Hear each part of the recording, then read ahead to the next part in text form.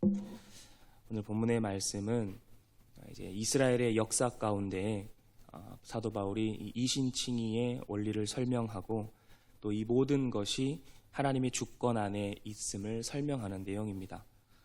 특히 바울은 유대인들을 향해서 하나님의 구원의 역사가 이스라엘 백성들만을 위해서 쭉 이어져 온 것이 아니라 그 이스라엘 백성들 안에서도 이신칭의의 원리에 의해서 약속되고 선택된 사람들을 통해서 하나님의 구원의 역사가 이루어져 왔음을 설명하고 있습니다.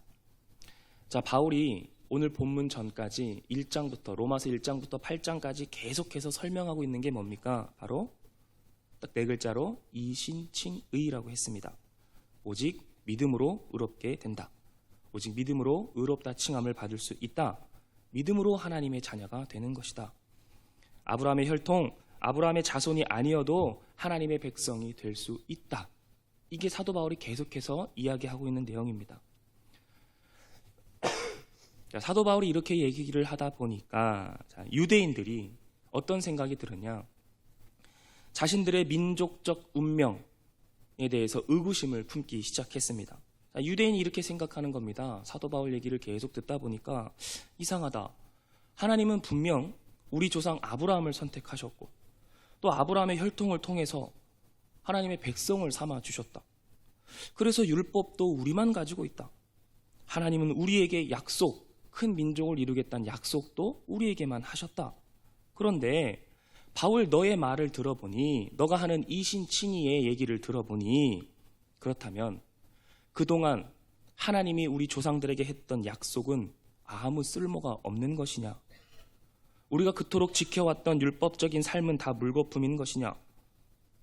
율법도 없고 하나님의 언약도 없는 이방인들도 그냥 믿기만 하면 하나님의 자녀가 되고 구원을 받을 수 있다는 거냐? 너 지금 거짓말하고 있구나. 바울에게 이렇게 이야기하는 거예요. 자, 우리가 잘 알다시피 바울이 어떤 사람입니까? 유대인 중에 유대인이에요. 율법으로는 흠이 없는 사람이었습니다. 그러니까 이런 바울이 이신칭에 대해서 계속 설명할 때에 저렇게 못 알아듣고 오히려 자기에게 항의하는 자기의 동족을 보니까 바울의 마음이 어떨까요? 굉장히 아프고 슬퍼요. 그래서 오늘 말씀 1절, 2절에 보면 바울이 이렇게 이야기합니다. 내가 이제껏 했던 말, 지금까지 했던 말은 그리스도 안에서 참말입니다. 거짓말이 아닙니다. 내 양심이 성령 안에서 증언해주고 있습니다. 내 동족 여러분들을 생각하니 내 마음에 슬픔과 고통이 있습니다. 바울은 다메섹에서 예수님을 만나 변화받기 전에 예수 믿는 사람들을 잡아들이는 일을 했습니다. 자신이 예수를 만나 변화받기 전에 그런 삶을 살아봤기 때문에 지금 예수를 믿지 않고 오히려 예수 믿는 자들을 핍박하고 있는 자기 동족들을 보면서 마음 아파하고 있는 거예요.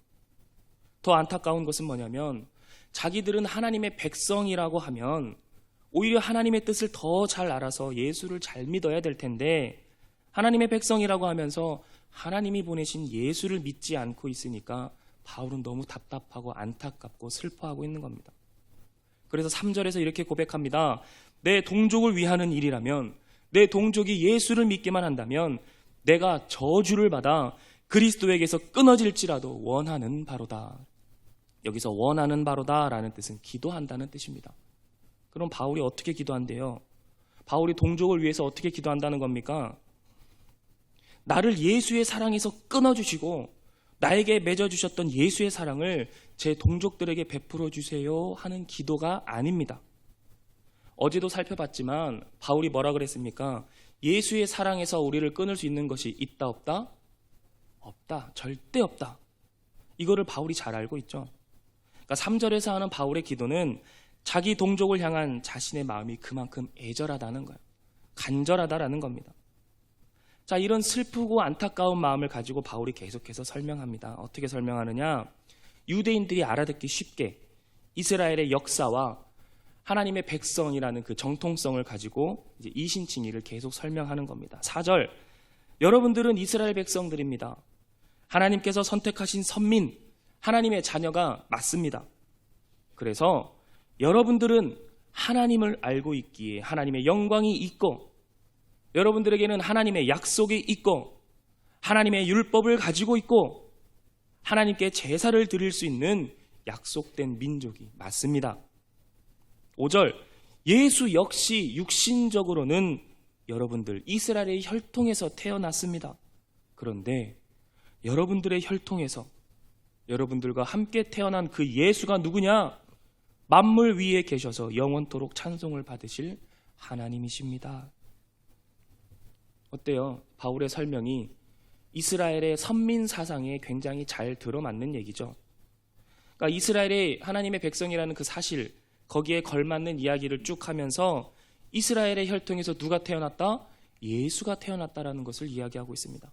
그리고 그 예수가 바로 하나님의 아들이다, 하나님의 본체이다.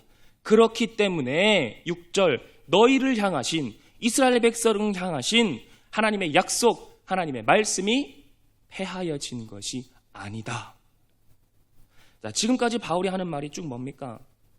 유대인들이여, 나의 동족들이여, 내가 그동안 믿음으로만 의롭게 된다고 해서, 하나님께서 오직 예수로 말미암아 의인으로 칭해 주신다고 해서 그동안 너희 조상들에게 했던 하나님의 약속이 모두 거짓이고 폐하여진 것은 아니다.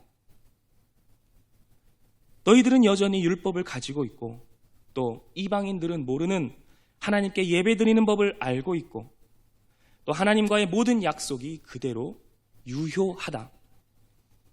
생각해봐라. 너희들의 조상 아브라함에게서 누가 태어났느냐? 예수가 나지 않았느냐? 그 예수가 누구냐?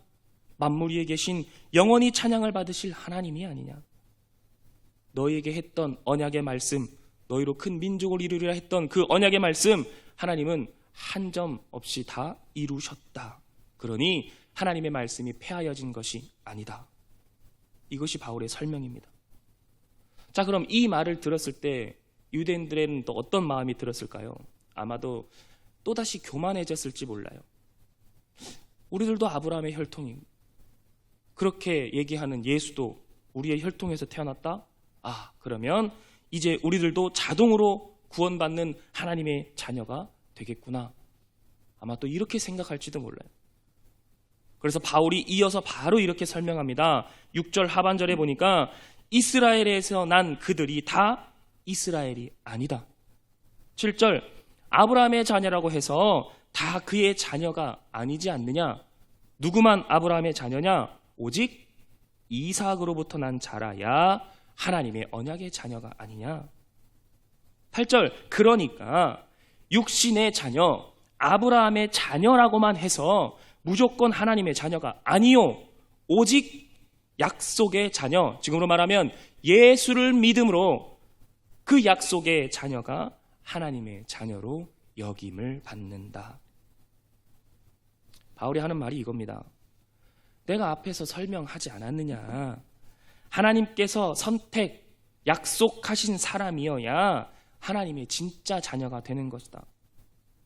아브라함의 혈통에서 예수가 났다고 해서 아브라함의 후손이면 자동으로 하나님의 자녀가 되는 것이 아니다. 그러면서 9절부터는 이제 예를 들어서 이야기하죠. 자, 너희 조상들을 한번 생각해봐라. 너희가 그렇게 아브라함의 혈통을 이야기할 때 아브라함의 자녀들 중, 아들 중 누구만 아브라함의 혈통으로 인정하느냐? 이삭만 아브라함의 후손이라 이야기하지 않느냐? 왜요? 이스마엘은 왜 아닐까요? 하나님께서 약속하신 아들이 아니기 때문에. 너희들도 알지 않느냐? 이삭도 마찬가지다. 리브가는 쌍둥이를 잉태했죠. 에서와 야곱입니다. 누가 먼저 태어났습니까? 장자로 따지면 에서가 장자여야 되죠. 그런데 하나님이 약속하신 아들 이삭의 혈통을 이어받은 아들은 누굽니까? 야곱이라는 거예요. 그러면 이삭이나 야곱이 무슨 선한 일을 했느냐? 아니면 태어나기도 전에 어떤 일을 했느냐? 아니다. 오직 하나님께서 하나님의 약속으로 이삭을 선택하셨고 야곱을 선택하신 것이다. 이것은 오직 하나님께서 부르시고 하나님의 선택이고 하나님의 주권이다. 유대인 너희들의 말처럼 단순히 혈통만으로 하나님의 자녀라고 한다면 아브라함은 이삭이 아니라 이스마엘을 장자로 인정해야 하는 거 아니냐? 이삭 역시 야곱이 아닌 에서가 이삭의 장자가 되어야 되는 거 아니냐? 자, 그럼 다시 한번 생각해 보자. 이제 진짜 하나님의 자녀는 누구냐? 누가 하나님께서 약속하신 아들이냐? 바로 예수라는 거. 누가 하나님의 자녀냐? 예수를 믿는 사람들이다라는 거예요.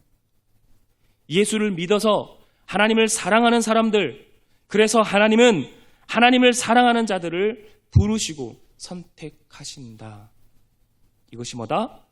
이신칭의다. 이것은 너희들이 그렇게 자랑하는 혈통에서 의롭다 칭함을 얻는 것이 아니라 오직 예수를 믿음으로 의롭다 칭함을 얻을 수 있는 것이다. 바울은 이방인이라 할지라도 예수를 통해서 의롭다 칭함을 받고 구원을 얻을 수 있다 이야기합니다. 이 진리는 이방인들에게만 적용되는 것이 아니라 아브라함의 후손인 이스라엘, 그리고 지금 유대인들에게도 그대로 적용되고 있다라는 것을 이야기하고 있는 거예요. 하나님께서는 이신칭의를 통해 구속의 역사를 이루어 가시고 그 구원은 우리의 믿음, 우리의 노력, 아브라함의 혈통과는 상관없이 오직 하나님의 주권 안에서 예수 그리스도를 통해 이루어진다. 말씀을 마무리하겠습니다. 이 자리에 있는 저와 여러분들 역시 아브라함의 혈통 아닙니다. 주님 앞에 모두 다 죄인입니다. 각자의 모습이 다르고 나이가 다르고 직분이 다르고 삶도 다르고 모든 것이 다 다르지만 우리에게는 공통점이 하나 있습니다. 바로 예수를 믿고 예수를 믿음으로 하나님께서 의롭다 칭해 주신 하나님의 자녀라는 사실입니다. 하나님은 이미 창조 때 저와 여러분들을 하나님의 형상으로 창조하셨습니다. 죄 때문에 파괴되었지만 하나님의 존귀한 형상이 이제는 예수 그리스도로 말미암아 다시금 회복되었습니다. 그 회복의 자리가 예배의 자리요 우리 삶의 자리입니다. 나의 상황과 조건에 상관없이 우리 모두는 하나님의 존귀한 자녀라는 사실을 기억하시기 바랍니다.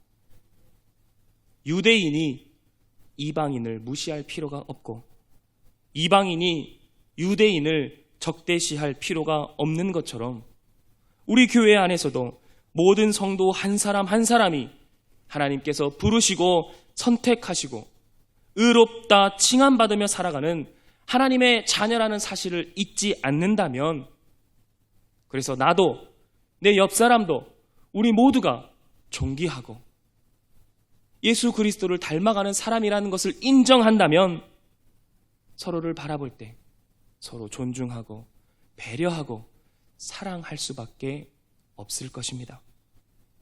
하나님께서는 우리의 연약함, 무지함, 가난함, 궁핍함 이런 것들을 보지 않으시고 우리 안에 살아계신 예수 그리스도를 보심으로 우리를 의롭다 여겨주신다는 이 믿음의 사실을 잊지 마시고 오늘 하루도 예수 붙잡고 살아가는 저와 여러분들이 되시기를 간절히 소망합니다.